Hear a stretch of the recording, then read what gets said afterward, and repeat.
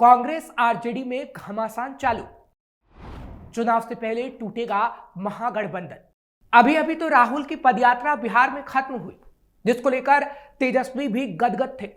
लेकिन अचानक अब तेजस्वी राहुल की राहें अलग हो गई। खबर है कि अब तेजस्वी ना तो राहुल को अपने साथ कभी मंच पर देखना चाहते हैं और ना कांग्रेस की कोई ऐसी बात बर्दाश्त करना चाहते हैं जिनसे उनको नुकसान हो।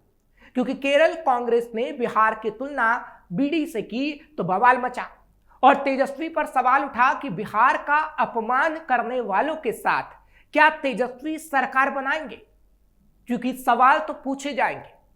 बिहार में महागठबंधन और एनडीए के बीच महामुकाबला है, लेकिन महागठबंधन में मुख्य भूमिका में कांग्रेस और आरजेडी ही है। ऐसे में क्या बिहार का अपमान करने वाले के साथ तेजस्वी टिकेंगे, और टिकेंगे तो क्या बिहार की जनता उन्हें चुनावों में टिकने देगी। नमस्कार, कैपिटल टीवी का खास शो विवाद सवाल देख रहे हैं आप। मैं हूं आपके साथ हर्ष भारद्वाज। चौबे चले छब्बे बनने, दूबे बनकर लौटे। कांग्रेस ने इस मुहावरे को जीवंत कर दिया। अभी पीएम मोदी की मां को गाली देने का मामला ठंडा भी नहीं हुआ था कि केरल कांग्रेस ने बिहार की तुलना बीडी से कर डाली। दोनों ही कथनों का बिहार विधानसभा चुनाव 2025 पर प्रभाव पड़ रहा है। दोनों बेहद संवेदनशील मुद्दे हैं। एक मां के सम्मान से जुड़ा है तो दूसरा बिहार के सम्मान से जुड़ा है। दिलों को छूने वाले मुद्दे सभी राजनीतिक मुद्दों पर भारी पड़ रहे हैं। वो इसलिए क्योंकि इंसान की अस्मिता हर चीज से बड़ी होती है। जैसे 2015 में मोहन भागवत के आरक्षण वाले बयान ने चुनाव की धारा को मोड़ दिया था, उसी तरह गाली से उपजा गुस्सा और बीड़ी से निकली चिंगारी 2025 में विपक्ष के अरमानों को जलाकर खाक कर सकती है। कहते हैं ना, मीठा खाना आनंददायक है, लेकिन ज्यादा मीठा खाना नुकसानदेह हो सकता है। विरोध तो ठीक है, लेकिन विरोध की सीमा पार कर जाना गलत है। विरोध तो लोकतंत्र का गहना है। लोकतंत्र की यही तो खूबसूरती है कि अगर सरकार कुछ गलत करे तो उसका विरोध अधिकार पूर्वक किया जा सकता है। वोटरों के नाम कटने का मुद्दा तो ठीक था। वोटर अधिकार यात्रा को लोगों का समर्थन भी मिला, लेकिन विरोध के नाम पर प्रधानमंत्री नरेंद्र मोदी की मां को गाली देना तो नैतिक और कानूनी दोनों तरह से अपराध है। यह अक्षम्य अपराध है। फिर भी कांग्रेस इस मामले पर सफाई देकर अपने पैर पर कुल्हाड़ी मार रही है। इस प्रकरण से कांग्रेस अपना पल्ला झाड़ने की कोशिश कर रही है, लेकिन कांग्रेस के मानने या ना मानने से कुछ नहीं होगा, क्योंकि गाली ने तो दिलों में कसक पैदा कर ही दी है। वोटर अधिकार यात्रा में कांग्रेस की उम्मीदों की कश्ती अच्छी भली तैर रही थी, लेकिन गाली ने उसे किनारे पर लाकर डुबो दिया। कांग्रेस की इस गलती ने बीजेपी को एक बड़ा भावनात्मक मुद्दा बिहार में थमा दिया। अब प्रधानमंत्री नरेंद्र मोदी जनमानस से पूछते हैं, मेरी मां तो राजनीति में नहीं थी, वो तो दिवंगत हो चुकी है, फिर उनको गाली क्यों दी गई। तो ये सवाल दिलों को अब छू रहा है। और अब बिहार को बीड़ी जैसा बता देना भी बिहार के अपमान से जोड़ा जा रहा है, जो भी लोगों के दिलों को छू रहा है। लोग इसे बिहार का बड़ा अपमान बता रहे हैं, लेकिन इस मामले पर अब तेजस्वी और राहुल की राहें अलग अलग नजर आ रही हैं। क्योंकि यह सवाल किया जा रहा है कि क्या लालू परिवार को बिहार का अपमान करने वालों के साथ रहने की आदत पड़ गई है। अब इन सवालों के बाद तेजस्वी पछता रहे हैं कि आखिर महागठबंधन करके क्या उन्होंने कोई बड़ी गलती कर दी है। क्योंकि तेजस्वी यादव ने शुक्रवार को पत्रकारों से बातचीत में इस मुद्दे पर स्पष्ट किया कि अगर बिहार को लेकर कोई आपत्तिजनक बयान देता है तो माफी मांगनी चाहिए। यानी वो अपने ही साथियों से माफी मंगवा रहे हैं। अरे भाई, जब आपको कांग्रेस की नीतियों और ऐसी बोली जाने वाली बोली का पता है तो खुद ही पैरों पर कुल्हाड़ी आप ही मार रहे हो।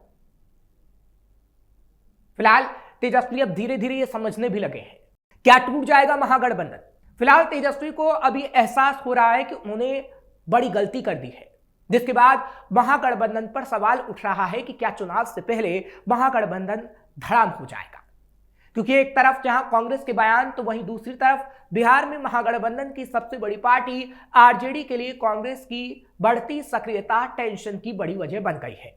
ऐसा इसलिए कि दलित, ओबीसी और मुसलमान वोट दोनों पार्टी के कॉमन है। ऐसे में कांग्रेस के प्रति रुझान बढ़ा तो आरजेडी को इसका नुकसान होगा। इसके संकेत लोकसभा चुनाव से मिलने शुरू हो गए थे। मुस्लिम मतदाताओं के पास बिहार में आरजेडी के अलावा कोई विकल्प नहीं था। अब उसे वोटर अधिकार यात्रा से विकल्प मिला और बिहार के अपमान वाले बयान से तेजस्वी से भी उन्होंने दूरी बना ली है, जिसका फायदा कांग्रेस को हो सकता है और इसलिए तेजस्वी चिढ़े बैठे हैं। आरजेडी को कांग्रेस की कितनी जरूरत? अब तक महागठबंधन में आरजेडी का पलड़ा भारी रहा है, लेकिन 1990 के बाद से बिहार में आरजेडी की पिछलग्गू पार्टी की तरह थी, पर इस बार वैसा नहीं है। वोटर अधिकार यात्रा उसे बिहार में आरजेडी के समकक्ष ला खड़ी कर सकती है, यानी कांग्रेस को, और कांग्रेस इसका लाभ जरूर उठाना चाहेगी। कांग्रेस के नेताओं का कहना है कि सीट बंटवारे के समय कांग्रेस इस आधार पर ज्यादा हिस्सेदारी की मांग कर सकती है, जो आरजेडी के लिए खतरा साबित हो सकती है। बिहार कांग्रेस की हालात 1990 विधानसभा चुनाव के बाद से कमजोर हुई है, या फिर यूं कहें कि कांग्रेस धीरे धीरे बिहार की राजनीति से गायब होती जा रही है, अपना आधार खोती जा रही है। लालू प्रसाद यादव का सत्ता में आने से सबसे ज्यादा नुकसान कांग्रेस का ही हुआ था। बिहार विधानसभा चुनाव 2000 में कांग्रेस को सिर्फ 23 सीटें मिली थी। इसके बाद पार्टी लालू के नेतृत्व वाले आरजेडी में शामिल हो गई। 2010 में भी कांग्रेस चुनाव लड़ी, जिसका नुकसान उसे उठाना पड़ा। साल 2015 के चुनाव में देश की सबसे पुरानी पार्टी का प्रदर्शन बेहतर हुआ, जब जेडीयू सुप्रीमो और मुख्यमंत्री नीतीश कुमार महागठबंधन में शामिल हुए। उस समय कांग्रेस ने 27 सीटें हासिल करने में सफलता हासिल की, लेकिन उसके बाद फिर वो धीरे धीरे गर्त में चली गई। 2020 में हार के लिए कांग्रेस को माना गया जिम्मेदार। बिहार विधानसभा चुनाव 2020 में जब नीतीश एनडीए में वापस आए, तब कांग्रेस 70 सीटों पर चुनाव लड़ी और केवल 19 सीटें ही जीत पाई, जबकि उसकी सहयोगी आरजेडी 144 सीटों पर चुनाव लड़कर 75 सीटों पर जीत हासिल करने में सफलता हासिल कर पाई और सबसे बड़ी पार्टी बनकर उभरी।